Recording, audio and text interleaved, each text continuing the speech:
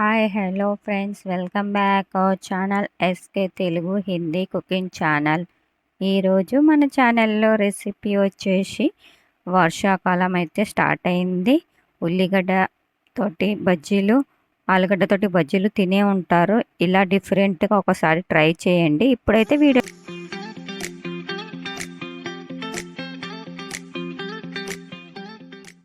ఇక్కడ చూడండి friends, different బజ్జీలు అంటే అరటికాయలతోటే నేను బజ్జీలు ప్రిపేర్ చేస్తున్నా. అందుకోసంకి ఇక్కడ 3 స్పూన్ల శనగపిండి తీసుకుంటున్నా. 3 పెద్ద స్పూన్ల శనగపిండి తీసుకున్న. 2 అరటికాయల కోసంకి అందులో 1 టీ స్పూన్ జీలకర్ర వేసుకున్న. 1 టీ స్పూన్ ఓమా చేతిలో రఫ్ చేసుకొని వేసుకోవాలి. ఇలా వేయడం వల్ల సువాసన చాలా బాగా వస్తుంది, చాలా బాగుంటుంది బజ్జీలు. ఇంకా ఇప్పుడైతే వంట సోడా చిటికెడంతా, ఎక్కువ వేయకండి, ఎక్కువ వేయడం వల్ల ఆయిల్ పీల్చుకుంటుంది. ఇంకా తర్వాత కొద్దిగంత కొత్తిమీర కట్ చేసుకొని వేసుకోవాలి చిన్న చిన్నగా. ఇలా ఒకసారి ట్రై చేయండి. ఈ బజ్జీలు చాలా బాగుంటాయి, అరటికాయతోటి చేసినవి. అరటికాయతోటి ఎప్పుడైనా ట్రై చేశారా లేదా అది నాకు కామెంట్ బాక్స్లో కామెంట్ చేయండి. ఇప్పుడు రుచికి సరిపోయేటంత ఉప్పు వేసుకోవాలి. తర్వాత 1 టీ స్పూన్ గరం మసాలా వేసుకోవాలి.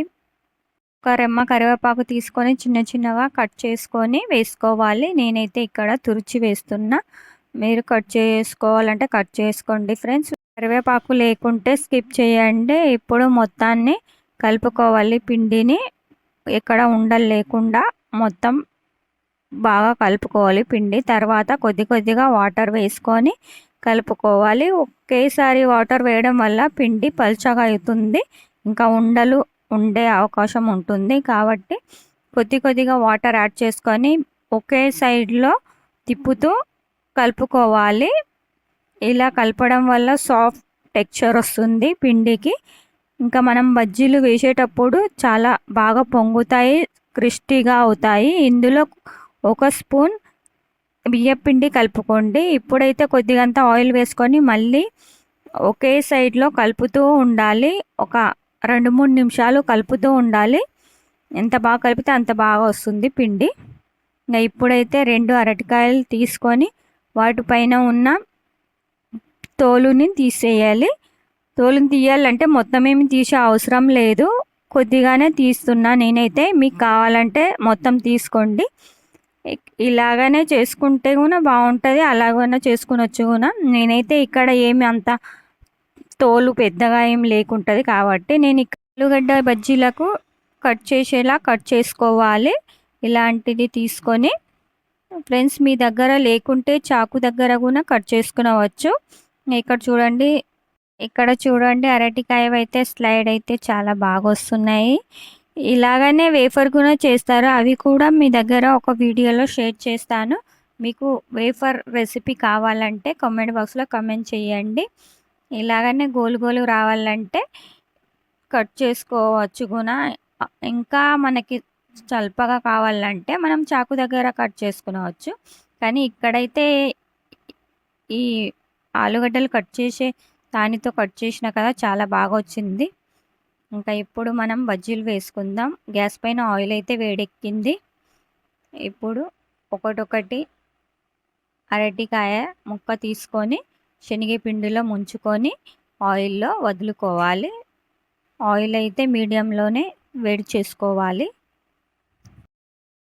ఇక్కడ చూడండి ఫ్రెండ్స్, మొత్తం అయితే వేస్తున్నాను.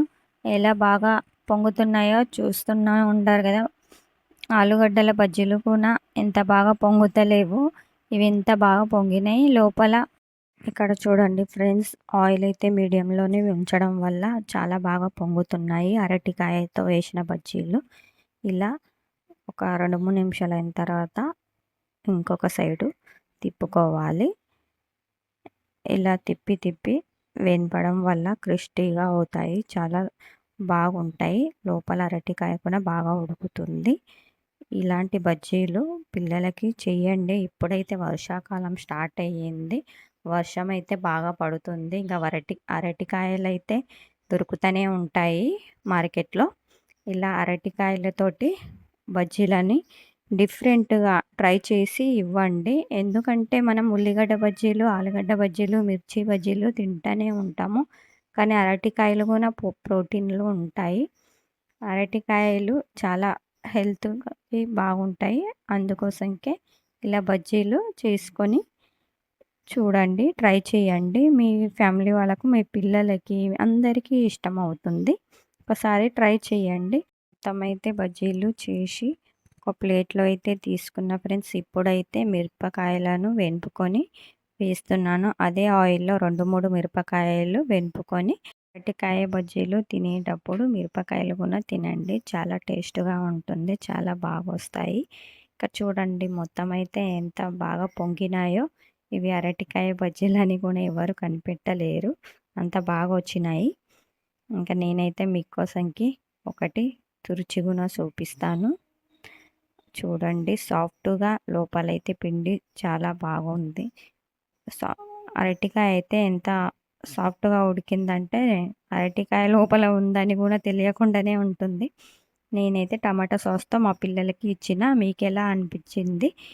ఈ అరటికాయ బజ్జీల రెసిపీ ఎలా అనిపించిందో కామెంట్ బాక్స్‌లో కామెంట్ చేయండి. నచ్చినట్లయితే లైక్ చేయండి, షేర్ చేయండి. ఎవరైనా కొత్త వాళ్ళు నా ఛానల్‌లో విజిట్ చేసినట్లయితే ప్లీజ్ సబ్స్క్రైబ్ మై నెక్స్ట్ రెసిపీలో మళ్ళీ కలుద్దాం. బాయ్.